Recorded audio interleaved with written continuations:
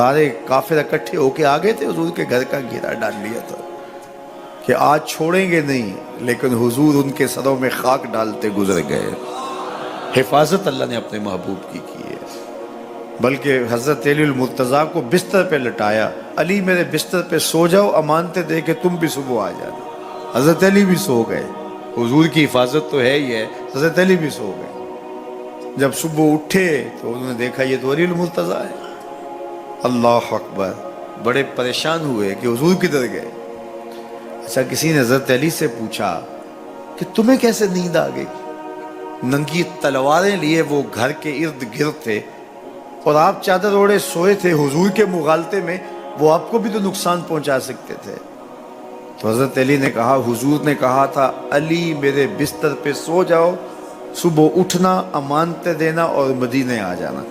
مجھے یقین تھا سوؤں گا بھی، صبح اٹھوں گا بھی، امانتیں بھی دوں گا، مدینے بھی پہنچوں گا، اس لیے کہ حضور نے فرمایا ہے۔ جب حضور نے فرما دیا ہے تو پھر ہو کے رہے گا۔ جب حضور ہجرت کرتے ہوئے جا رہے تھے نا، 100 سرخ اونٹ حضور کی گرفتاری کے لیے نام رکھا ہوا تھا۔ سراقہ بن مالک یہ حضور کو گرفتار کرنے کے لیے آگے بڑھا اور اس کی لالچ یہ تھی کہ اتنا بڑا انعام ہے، مجھے مل جائے گا، لیکن اس کی سواری گھٹنوں تک دنس جاتی ہے، معذرت کرتا ہے، پھر ارادہ بدلتا ہے، پھر یہی ہوتا ہے۔ تیسری مرتبہ بھی جب ایسا ہوا تو سمجھ گیا کہ یہ تو میرے بس کا روگ نہیں ہے۔ اب اسے پریشانی ہوئی کہ جو آج اس حالت کے اندر بھی اللہ کی اتنی تائید کے سائے تلے ہیں، تو کل جب یہ دوبارہ پلٹیں گے اور مکہ ان کے قبضے میں ہوگا تو پھر میرے ساتھ نہ جانے کیا سلوک ہوگا۔ تو کہا کہ حضور مجھے امان لکھ دیجئے۔ تو حضور نے کیا فرمایا، سراقہ تو مجھے گرفتار کرنا چاہ رہا ہے، میں تیرے ہاتھ میں کسریٰ کے کنگن دیکھ رہا، میں تیرے ہاتھ میں کسریٰ کے، اس وقت کی سپر طاقت تھی کسریٰ، تو فرمایا میں تیرے ہاتھوں میں کسریٰ کے کنگن دیکھ رہا۔ تو حضور سے انہوں نے باقاعدہ امان لکھوا لی۔ اللہ اکبر۔ حضرت عمر کا زمانہ ہے، ایک جنگ میں حضرت سراقہ بن مالک بھی تھے، تو کافر قلعہ بند ہو گئے، اور یہ جب ان کے اوپر حملہ آور ہوتے ہیں تو وہ اندر سے پتھر پھینکتے ہیں، فصیل عبور نہیں کی جاتی۔ تو سراقہ بن مالک کہنے لگے کہ مجھے آپ منجنیق میں ڈال کر کے ان کے قلعے کے اندر پھینک دو اور میں اندر سے جا کے دروازہ کھول دوں گا، تو پھر تم آ جانا۔ تو لوگوں نے کہا سراقہ کیا بول رہے ہو؟ وہ بڑی غلیل کی طرح منجنیق ہوتی ہے، کہا اس میں ڈال کے تجھے پھینکیں گے، جب تو گرے گا تیری ہڈیاں باقی نہیں بچیں گی، پھر وہ تلواریں لیے کھڑے ہیں تجھے زندہ چھوڑیں گے۔ تو حضرت سراقہ نے کہا مجھے کچھ نہیں ہوگا، اس لیے کہ حضور نے کہا تھا تیرے ہاتھوں میں کسریٰ کے کنگن دیکھ رہا ہوں، ابھی تک کنگن نہیں آئے، جب تک کنگن نہیں آتے موت آ ہی نہیں سکتی ہے۔ یہ یقین تھا ان کا، یہ اذعان تھا ان کا۔ تو حضور کی حفاظت اللہ نے اپنے ذمہ کرم پہ لی ہے۔ سوال یہ ہے کہ باقی بھی اللہ کے سچے نبی ہیں، ان کی حفاظت اللہ نے اپنے ذمہ کرم پہ کیوں نہیں لی، اور حضور کی حفاظت اپنے ذمہ کرم پہ کیوں لی؟ باقی بھی کتابیں اللہ کی سچی منزل من اللہ کتابیں ہیں، ان میں تحریف راپ آ گئی، لیکن قرآن مجید کی حفاظت اللہ نے اپنے ذمہ کرم پہ لی۔ کیوں؟ تو اس کا جواب یہ ہے کہ اگر کوئی نبی شہید ہو جاتا ہے تو نیا نبی آنے والا ہے، اس کی جگہ کو پر کر دے گا۔ اگر کسی کتاب میں تحریف راپ آ جاتی ہے تو کوئی بات نہیں، نئی کتاب نازل ہونے والی ہے۔ حضور کی حفاظت اس لیے کی کہ اگر حضور بھی شہید کر دیے جاتے ہیں تو پھر حضور کے بعد تو کوئی نبی آنے والا نہیں ہے، اور کتاب اللہ کے اندر اگر تحریف کر دی جاتی ہے فَبِأَيِّ حَدِيثٍ بَعْدَهُ يُؤْمِنُونَ، تو قرآن کے بعد تو کوئی اور نسخہ نور نازل ہی نہیں ہونے والا، تو لوگ ہدایت، روشنی اور اجالا کہاں سے لیں گے؟ اس لیے اس کتاب کو بھی باقی رکھا گیا اور مصطفیٰ کی بھی حفاظت فرمائی گئی۔ حضور کے آنے کے بعد اتمام دین ہو گیا. انا خاتم النبیین لا نبی بعدی، میں آخری نبی ہوں، میرے بعد کوئی نبی نہیں ہوگا. اور میں نے عرض کیا 100 آیات قرآنیہ، 210 احادیث اور صحابہ، تابعین، ائمہ اور بزرگوں کے ہزارہ اقوال اس میں موجود ہیں. سبحان الذی اسری بعبدہ، جس نے اپنے بندے کو سیر کرائی من المسجد الحرام الی المسجد الاقصی. اللہ اکبر. مسجد حرام سے مسجد اقصی تک.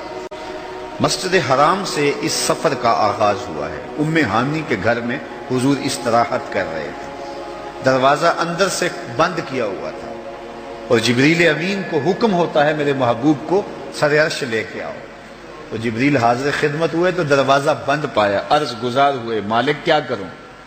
کہا کہ تو نے دروازے کو دستک نہیں دینی کہ میرا محبوب تیرے لیے اٹھ کے دروازہ کھولے. اللہ اکبر. تو مالک کیا کروں؟ کہا چھت سے سوراخ کرو. اور جبریل نے چھت سے سوراخ کیا اور وہاں سے سمٹ کے حضور کے قدموں میں آ بیٹھے. صحیح حدیث میں آتا ہے جبریل کے 600 نوری پر ہیں. ایک پر کھولے تو شرق سے لے کے غرب تک، شمال سے جنوب تک پھیل جائے. اور اتنے بڑے بڑے 600 پر، تو 600 پر جس جسم پہ ہوں گے وہ جسم کتنا بڑا ہوگا.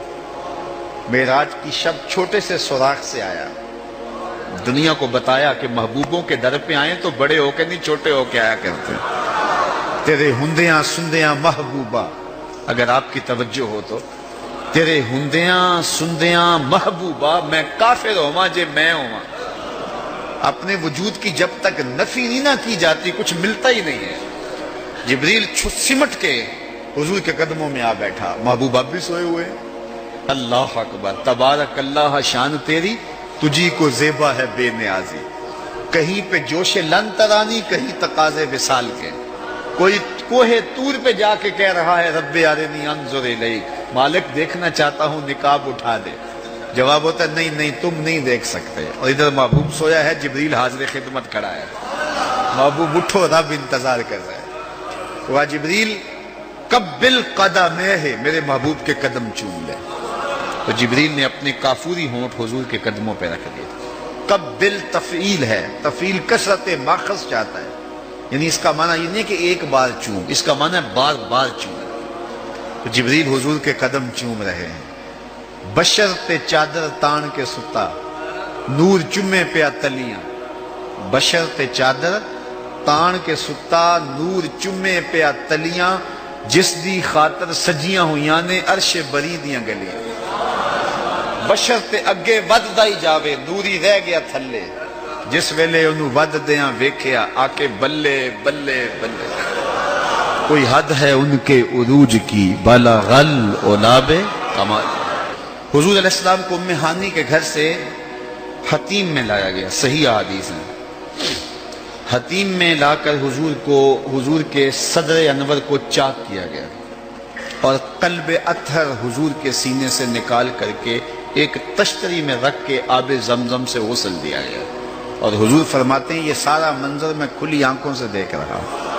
حضرت امام بدر الدین عینی علیہ رحمہ عمدۃ القاری شرح صحیح بخاری کے اندر لکھتے ہیں کہ جو ہی حضور کے قلب اطہر کو دیکھا تو جبریل اشش کر اٹھے. انہوں نے لفظ کیا کہے، قلب وقیع فیہ عینان تبصران و اذنان تسمعان. واہ واہ کیسا دل ہے جس میں 2 آنکھیں ہیں جو دیکھتی ہیں، 2 کان ہیں جو سنتے ہیں. حضور کا دل عام لوگوں کے دلوں کی طرح نہیں ہے. اعلیٰ حضرت نے جو قصیدہ سلامیہ لکھا ہے، جو عموماً مساجد میں نماز جمعہ کے بعد پڑھا جاتا ہے، تو اس میں آپ نے ایک تو حضور کے معجزات کا ذکر کیا ہے اور دوسرا اس قصیدہ سلامیہ میں حضور کے ایک ایک عضو بدن پہ سلام پڑھا ہے. کبھی انگلیوں پہ سلام، نور کے چشمے لہرائیں دریا بہیں، انگلیوں کی کرامت پہ لاکھوں سے. کبھی ہاتھوں پہ سلام، ہاتھ جس سمت اٹھے غنی کر دیا، موج بحر سماحت پہ لاکھوں سلام. کبھی بازوؤں پہ سلام، جن کو بارے 2 عالم کی پرواہ نہیں، ایسے بازو کی قوت پہ لاکھوں سلام. کبھی ہونٹوں کو سلام، پتلی پتلی گلے قدس کی پتیاں، ان لبوں کی نزاکت پہ لاکھوں سلام، کبھی حضور کے سر انور کو سلام جس کے آگے سر سربراہ خم رہے، اس سر تاج عزت پہ لاکھوں سلام۔ ایک ایک عضو بدن پہ سلام پڑا ہے، تو ایک ایک عضو پہ سلام پڑھتے پڑھتے جب اعلی حضرت حضور کے دل پہ آئے تو اعلی حضرت کا قلم رک گیا۔ اور اب اعلی حضرت کی یہاں بولی دیکھیے، یہاں آئے تو بولے دل سمجھ سے ورا۔ ایک ایک عضو کی بات کی ہے، احادیث بھی ملتی ہیں، اب حضور کے دل کے بارے میں کیا لکھوں؟ اعلی حضرت بولے دل سمجھ سے ورا، مگر یوں کہوں غنچائے راز وحدت پہ لاکھوں سلام۔ یہ اللہ کے رازوں کا امین ہے حضور کا قلب اطہر۔ اللہ اکبر، کائنات کی سب سے بڑی حقیقت حضور کا قلب اطہر، وہ دل جس میں خدا کے جلوے سموئے ہوئے ہیں۔ اللہ اکبر۔